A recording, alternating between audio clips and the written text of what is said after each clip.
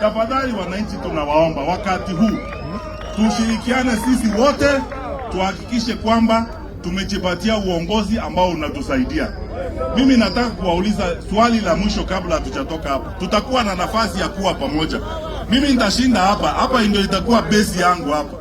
Kila mtu hapa ndio nitaishi hapa. Na yule mtu ambaye anafikiri, hata wale ambao walikuwa wanasema, na niwaambie hapa leo, wale watu ambao walikuwa wanasema eti wataoga na schools hapa Meru, eti tusikuja hapa kwa mkutano, tafadhali nimewaambia hivi, tutakuja Meru, nyinyi yoga na schools tutapatana huko. Utakubali maneno kama haya? Hapana, eti tunatishwa. Utishwe eti huwezi kwenda mahali tutaoga na schools. Nyinyi mnakubali hao? Mnakubali eti watu wakuje kutuzunguka hapa?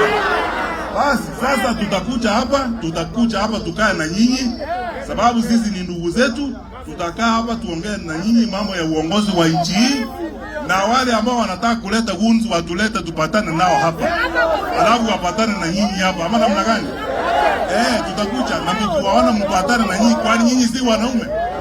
Hapana, tutakutana hapa na wao, sisi tutakuja. Huyu kijana ananiambia waletwe, tuko tayari. Tuko tayari? Waletwe, tuko tayari. We will be here, tukutane nao hapa. Kwa hiyo maneno, sisi tutaenda kila mahali Kenya hii kutafuta kura, kuongea na Wakenya, kushirikiana na Wakenya, kujenga taifa letu mpya la Kenya, ili tufanye maendeleo ya kusaidia wananchi. Wananchi, mnataka story ama kazi? Mnataka story ama kazi? Nionyeshe wale mnataka kazi.